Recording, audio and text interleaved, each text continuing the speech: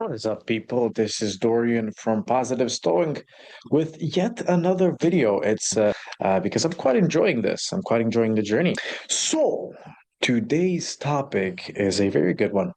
How to set your mindset up for when the situation seems hopeless, right? We've all been there, right?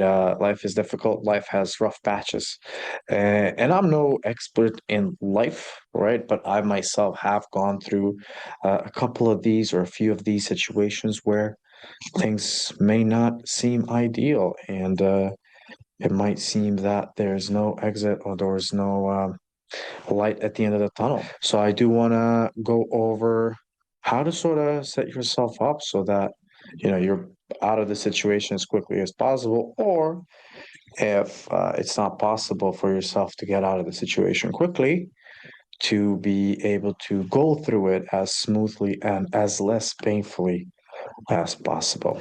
So I do want to say that usually when things seem super bad and the situation seems hopeless, the first thing one would do is just take a step back.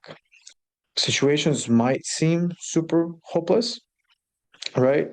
But when we take a step back and we try and look at the bigger picture, then we might see that, and we might recognize that it's not as bad, right? It's not as bad. It's rather that going through the painful bits and painful moments is, well, just painful, and we are unable to step back and take a look at the bigger picture. And if we were to do that, we would see that, hey, yeah, the situation that we might be going through is bad, but it's not as bad as we thought, and that automatically sort of releases quite a lot of tension and gives you quite a lot of space to think more fluently. I'm not sure whether that's the right word, but just to think more freely and figure out solutions, figure out better solutions, more logical, more rational solutions, right? Another thing that is super important, I'd say, when you're going through a situation that might seem hopeless, is that you try and learn something from it if you can, whilst going through the situation, right? So if you've taken a step back, right, you've seen that, hey, we're going through a big deal right now. We're going through something. It might not be as huge or as hopeless as I thought in the beginning, right? But regardless of it, you still have to go back and you still have to go through it, right? So if we are able to take that first step back, then that next step when we go back into the situation, in that process, we can potentially try and become more rational so that we can actually learn from everything that is going on during that tough period. So usually we will learn after, right after the tough situation has gone through, and you look at retrospectively and you're like, okay, this has taught me so much about this and that, right? But if we can stay one step ahead of that and sort of learn whilst we go that's even better, right? Because you're learning on the spot, you're actively learning, and you might deal with the situation better. You might make better decisions. So taking a step back is the first thing, seeing that maybe or usually, I'm not saying always, but usually the situation isn't as bad as we thought initially. And then whilst we go back into whatever we're going through, that we should sort of try and learn actively from it, right? And for us to be able to do that, to achieve that, I think the best way is to do it through a thing I call detachment. Well, a thing the Stoics call detachment. So the way you are able to learn through the situation, through the rough situation that you're going through, as painful as it might be, is through detachment. Now, what I mean by detachment is if you can detach your emotions from what is going on, right? So that you are almost indifferent or just detached from the situation that's going on. You will still have to go through the situation, be there, experience the tough emotions, the tough parts, and stuff like that. But if you're just able to practice um, it not affecting you directly as much, right? You trying to be indifferent in that situation. Now, it can be dangerous to do that too much. I'll get to that in a second. But whilst you're going through that, it might be a decent skill to practice difference or detachment whilst you're going through it, just because, it can help you get through that situation just a little bit more smoothly, right? It will probably hurt less. It will probably be less painful if you're slightly detached or indifferent. All right. So detachment is definitely, a wonderful skill to have in your arsenal. Because yeah, as I said, it allows you to flow through difficult situations with more ease, and it's sort of less painful or less tough in a way, right?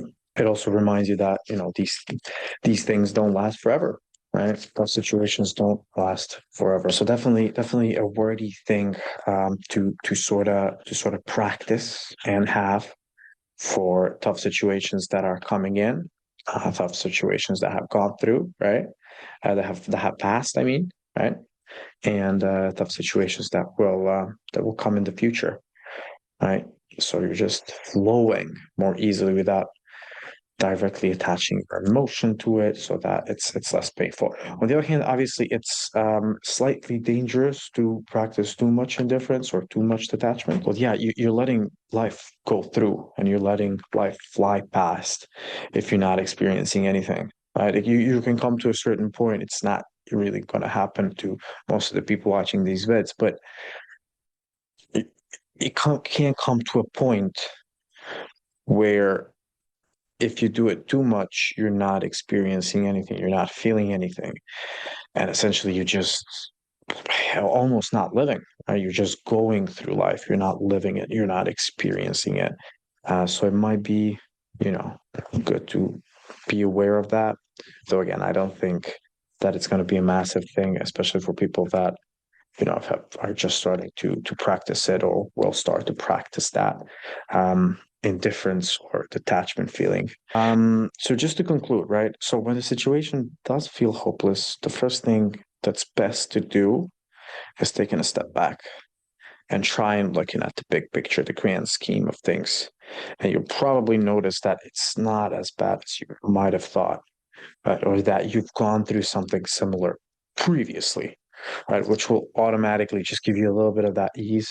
And then at the same time, to try and practice detachment and indifference once you get back to it, so that it doesn't affect you as much, right? So that it doesn't hurt as much, right? So you're a little bit indifferent. Again, don't go in the other extreme of being super indifferent, but just so that that phase whilst you're going through it doesn't hurt as much, you can be a little bit more detached emotionally from it and indifferent emotionally. And yeah, at the end of the day, try and learn from it, right? Try and learn actively through whatever you're going through. It's probably a part of a bigger planet. I can only suppose that many times in your guys' lives, just as much as mine, when you've gone through a situation and you've looked back at it, you realize how much you've grown, how much you've learned, that some other things in life wouldn't have been possible if it wasn't for that particular tough situation or difficult patch or rough patch or you know right. Anyways, this has been Dorian from Positive Stoic. I do believe in you guys. I think you'll do great.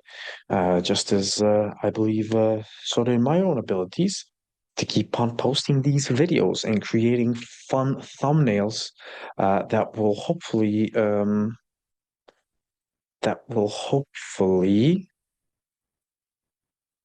resonate with people. Right. Anyways, not going to keep the outro too long. This has been Dorian from Positive Stoic, and until next time.